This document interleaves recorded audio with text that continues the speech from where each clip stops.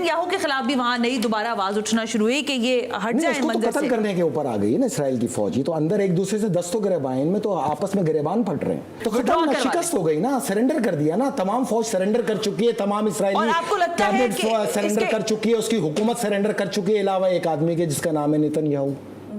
तो वो ना करे सरेंडर, करे हमला। इतनी हिम्मत नहीं है अब इसके अंदर, क्योंकि इसराइल की फौज ने उसके खिलाफ अंदरूनी तौर पे बगावत कर दी है।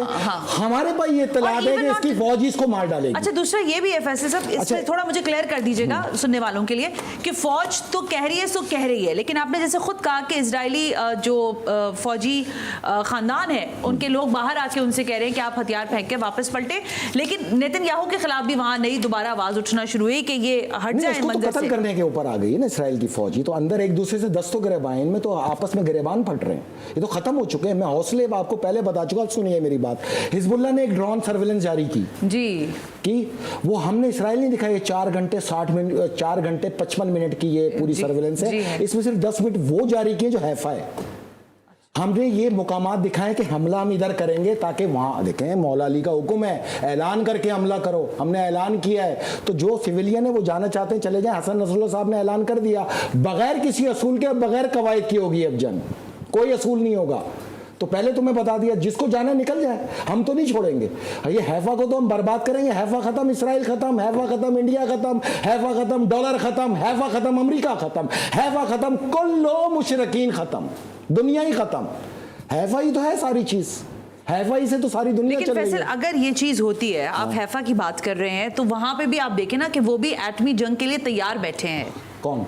नेतन्याहू। तो बिस्मिल्लाह, हम खुद तैयार बैठे हैं। अल्लाह का शुक्र है, अगर हमें ये शहादत नसीब हो, हम सब मर जाएं, हमें कोई आर नहीं, बैतुल मुक़द्दस आज़ाद हो जाए, ये हमारे लिए फतह का मुकाम है। अच्छा, आपको एक और चीज़ मैं आखिर में ये बताता चलूँ कि देखें, ये एक हमला जो है ना, मैं आपसे कह रहा हूँ ना, ये 10 दिन फैसला कौन है, मुहर्रम के चांद से पहले। मैं ये बात से कह रही हूं बार-बार, एक तो 72 घंटे और फिर 10 दिन। इसमें जो ये दिया टमटमा रहा है जी, अगर ये बुझ गया तो सरेंडर हो गया, फतह आपके नाम हुई। और अगर ये फड़फड़ाया ज़्यादा तो ये हमला करेगा लबनान पे। इस हमले के साथ ही हम रिटेलिएट करेंगे, और रिटेलिएशन फिर इन तमाम मुल्कों पर होगी जिसके फौजी वहाँ मौजूद है। असूल तो यही है, जो मुल्क अपने अड्डे देगा वो भी मारा जाएगा। जिन मुल्कों में, चाहे वो अरब हो, चाहे नखलिस्तान हो, चाहे सैरिस्तान हो, जहाँ जहाँ इसके अड्डे मौजूद है, अमेरिका के हम उड़ा देंगे। सब टारगेट के ऊपर हैं। आज तक ये अपना एक जिहाज तो ला नहीं पाया। ये दुनिया में बदमाशी करने वाला, जिससे मुसलमानों के कपड़े गीले हो जाते हैं खौफ से। देखो मुसलमानों, हमने तुम्हारे आका का मार मार के वो हाल किया है कि इन सुअर खोरों को दुनिया के अंदर कोई जगह ही मौजूद नहीं है। इन्होंने जिस तरह मुसलमानों, माओ बहनों का कत्लेआम किया है, हमें कोई आर नहीं कि इन सबको ज़फ़ा हस्ती से साफ कर दें, और हम कर देंगे। असूलन फैसला अगर ये होता है कि सरेंडर करता है या आखिरी आदमी, तो फतह आपके नाम पर है। नहीं, सरेंडर तो नहीं करेगा, लेकिन ऑब्वियसली नेतन्याहू कोई ना कोई नेगोशिएट करने की कोशिश की जा रही है। नेगोशिएशन हो ही नहीं सकती ना, ये हारे हुए जुआरी हमसे नेगोशिएट करेंगे, जिनकी हिम्मत नहीं। ये तो दुनिया ने इनको बहुत बड़ा मुंबा बना के पेश किया था, हकीकत में तो ये बंदरों से भी ज्यादा कमजोर हैं। वो जो हसन नसरुल्लाह साहब कहते हैं ना कि इसराइल मकड़ी के जाले से भी ज्यादा कमजोर है, ये हकीकत है। इसकी फौज का क्या हाल किया अब तो वो खुद बता रहे हैं। इनके पास तो फौजी खत्म हो गई, ये तो अब किराए के फौजी तलाश करते फिर रहे हैं। ये कह रहे हैं जो बुड्ढे हैं वो भी आ जाएं, जो कदामत पसंद यहूदी हैं वो भी आ जाएं, उन्होंने भी इनकार कर दिया। कुछ चीजों की मैं एंडोर्समेंट इसलिए कर देती हूँ आपके लफ्जों की, क्योंकि ये मैं खुद पढ़ती भी हूँ और मैं खुद देखती हूँ। जो उनका इजरायली टीवी है वहाँ पर चीजें चल रही हैं, जिन लोगों को नहीं पता वो वेब पे जाकर देख लें। वो बाकायदा ये जो लफ्ज इस्तेमाल किया अभी फैसल अज़ाब्दी ने, कि वो ऐलानात हो रहे हैं कि आप आएं और अपने अच्छा, बात सुने, जब इनके लोगों ने आने से इनकार कर दिया, खौफ के मारे कोई भी आने को तैयार नहीं है फौज में, यानी कि इनके पास फौजी ही मैसर नहीं है। 70 किलोमीटर का जो रेडियस है उसके अंदर एक आदमी मौजूद नहीं है, छोड़ के भाग गए हैं।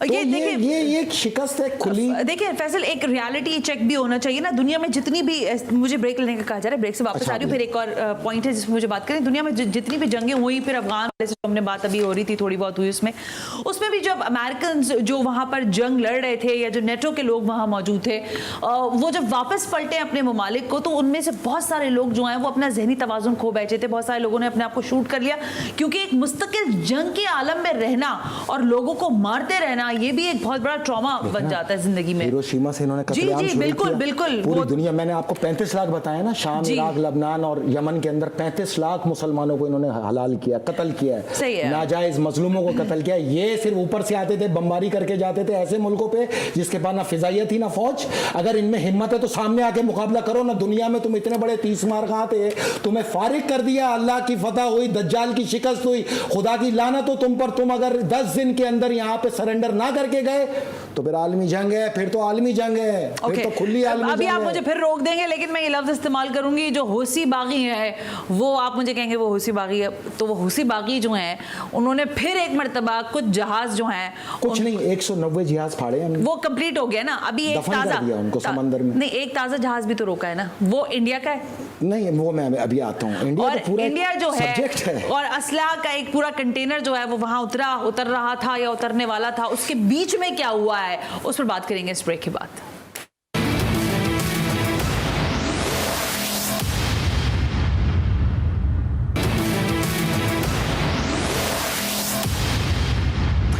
Welcome back. हम ब्रेक पर थे और बहुत जल्दी से मुझे कुछ बात करनी है। ये इंडिया का कंटेनर जा रहा था, असलहा जा रहा था, कहाँ से जा रहा था, क्यों जा रहा था, क्यों निशाना बनाया, किसने निशाना बनाया? कदीम फारसी कहावत है जनाब कि किसी पर थूकने से पहले ये अच्छी तरह जान लो कि अगर चाटना पड़ गया तो कम से कम इज्जत नफ्स का कत्ल होगा।